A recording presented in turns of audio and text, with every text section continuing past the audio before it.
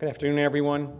My name is Nick Manusos, COO, FUJIFILM Cellular Dynamics. I'd like to give you an update on our progress since we spoke last year from a company standpoint, or for those of you who may be new to FUJIFILM and FUJIFILM Cellular Dynamics, give some background on the company. So buried behind all these numbers is a success story. Not many companies can actually survive marketplace disruption.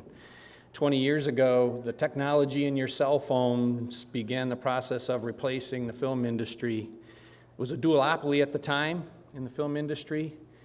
One company isn't here anymore, and the other one is $20 billion in revenues. They got there by focusing on their core competencies, focusing on their core technology, and reinventing themselves. And the thing which surprised me when I first learned is the fact that FUJIFILM's technology has translated into $4.5 billion in the healthcare realm, of which regenerative medicine is a core component of. In the past 24 to 36 months, FUJIFILM has spent almost $2 billion in that healthcare realm in the area of classically the way you would think about the technology and imaging and diagnostics, but also, like I said, regenerative medicine, acquiring companies with reagent manufacturing capabilities, media manufacturing, and induced pluripotent stem cells. So what does that translate into from a company resume, from a cellular dynamics point of view, is here's our resume. 15 years ago, the company was founded, which when you think about it, doesn't sound like a long time, but sitting through the presentations today and how young some of this technology is, and even in the iPSC space, 15 years is a long time. 15 years of experience in manufacturing and development, iPSC-based cell types and therapies. No one arguably has as much experience as we do in FUJIFILM Cellular Dynamics in the area of iPSCs. We created the space in many ways, and we continue to do so.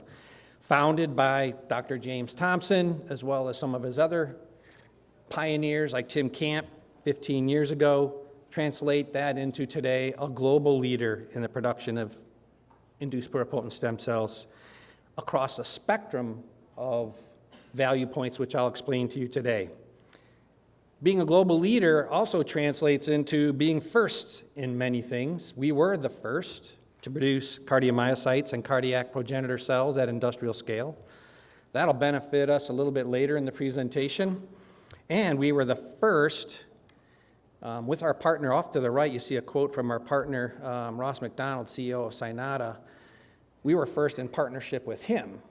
He is moving his mesenchymal stem cell program for graft versus host disease into phase 2.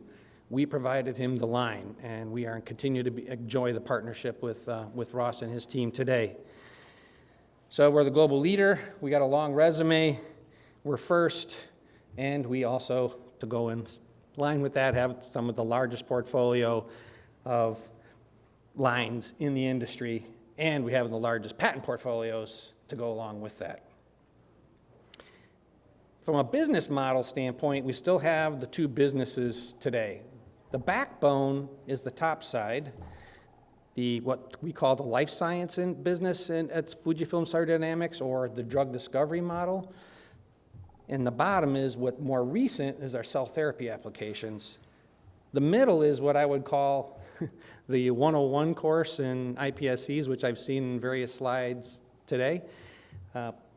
Obviously, to be where we are and the global leader where we are, we start with a very compliant process for accessing donor cells and translate that all the way through to the different applications in the industry. I'm going to tell you a little bit more about those. On the way to getting to those different applications is the development of the iPSC ecosystem, and it's still evolving. 15 years into it, the ecosystem continues to expand. We're seeing presentations today that show the expansion of the ecosystem, and we are a part of that. FUJIFILM Cellular Dynamics is a part of that, with the patient being at the center.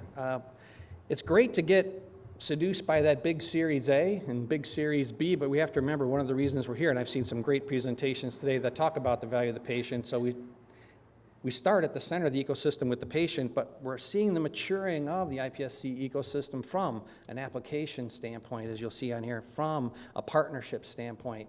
It's continuing to grow and mature, and it's our strategy to continue to drive the growth of that ecosystem. So what sets us apart as a company in this iPSC ecosystem that I just talked about? Well-known, well-established proprietary reprogramming technology, goes without saying. Bridging all the way over to the third column, our proprietary differentiation capabilities to produce GMP-grade differentiated cells, and then our unmatched capabilities from industrial quality manufacturing. Sandwiched in the middle of all that is limitless potential of iPSC. So combined, our proprietary capabilities with the limitless potential of iPSCs puts us as in a great position in the market and the future for the company. So let's go back to previously I showed you the slide that talked about the two businesses with the life science on the top. This is a slide which talks about what we call our ICell portfolio, which is our off-the-shelf, if you will, cell type that we provide to pharma and biotech in the drug discovery realm. We have the largest, most robust, high-quality portfolio in the industry, unmatched. In particular, on the right side, you see our cardiovascular portfolio. This is the standard cell type in the industry for safety and tox testing by pharma and biotech. And then over on the left, you see our neural portfolio. Most recently, we're enjoying the launch of our microglia cell type, the most successful launch in the history, the 15-year history of the company. We're off to a great start with microglia, and the business overall is enjoying double-digit growth year over year. Now, our cell therapy pipeline, leading off is our Parkinson's program.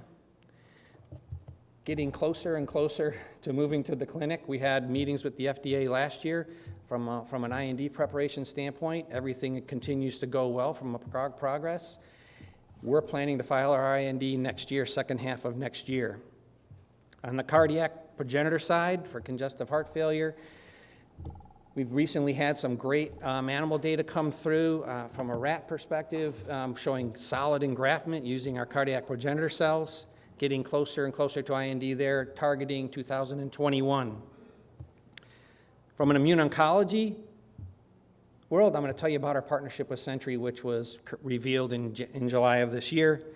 And then in about 45 minutes, the founder, one of the founders of OPSIS, our joint venture with Dr. Gam and Carter Cliff from the OPSIS world, he's going to present OPSIS. So I'm just going to quickly say we've got 3 programs in the ocular space that we're working with OPSIS with. That's our RPE program for AMD, our photoreceptor progenitor program for inherited retinal diseases, and the combination of those two also for AMD.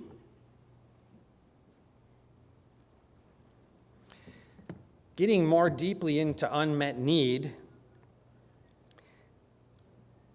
heard some discussions earlier today about unmet need and from a cardiovascular standpoint, 26 million, 35 million. Despite the fact of the progression in the industry, the healthcare industry, from drugs to treat congestive heart failure, there still remains tremendous unmet need in the space. Up to, I think, 22% of women who have a heart attack develop congestive heart failures. Cell therapy has a unique place in this world to replace damaged heart tissue. There are other programs, but when you look at the unmet need, there are other iPSC-based programs, but when you look at the unmet need, I think there's room for more than one solution in the marketplace.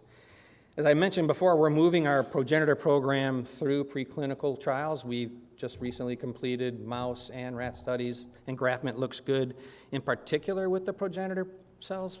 We like the results we're seeing with the progenitor program, and we'll continue to move forward again, like I said, with an IND in the year after next, 2021. Our Parkinson's program, same thing.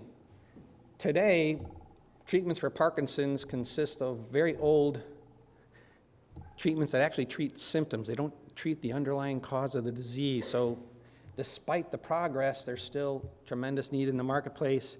We are pursuing a midbrain phenotype, dopamine neuron progenitor cell for iPSCs. Just recently completed a rat study with excellent dose ranging, showing response. We'll be able to show that to the world soon, and we're continuing to look for partnerships, both for our cardiac program and our Parkinson's program, by the way. And like I said, from a Parkinson's standpoint, we're filing our IND next year. Ocular, I'll talk briefly again. Carter's going to talk in a little bit, but from an unmet need standpoint, 190, almost 200 people in the world suffering from AMD, and about 2 million people suffering from inherited retinal diseases. So the unmet need is there. We have a partnership with Dr. Barty's lab at the NEI from an autologous standpoint, and using RPEs for the treatment of AMD. We're going to pursue an allogeneic approach for all 3 of our programs in the ocular space. And immune oncology, again, large unmet need, talked about this. In July, there was an announcement of our partnership with Bayer and Versant. So together with Versant, we seeded the company, and then Bayer came in with a big financing. And now we are a partnership, a 3-way partnership, if you will, developing next generation off-the-shelf allogeneic CAR T therapies, cost-effective CAR T therapies with those 3.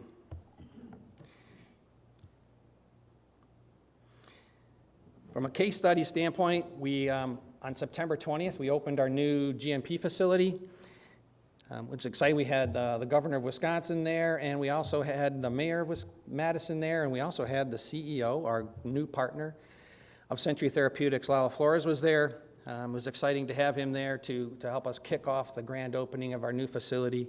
And as I mentioned, the validation of the technology, the iPSC platform is there, validated by the $215 million commitment to Century Therapeutics with Leaps by Bayer. Speaking of our new GMP facility, 32,000 square foot facility,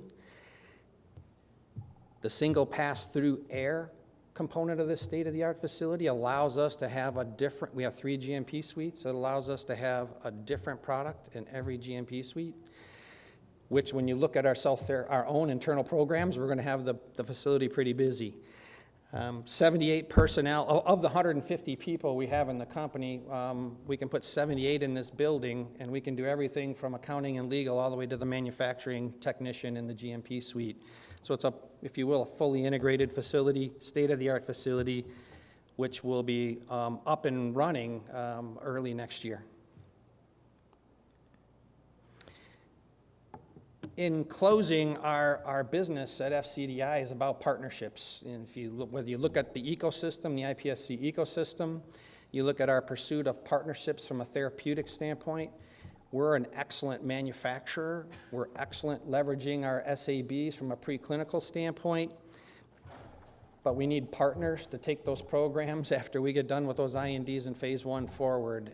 And we're partners in the drug discovery realm with our pharma and biotech partners, and we're no different from pursuing our one-stop solutions for our drug discovery platform, whether though it's human disease modeling, assay development, biomarker development. We have a partnering model, and we'll continue to pursue those. So with that, we conclude. Picture from the front of the building at the grand opening. Thank you very much.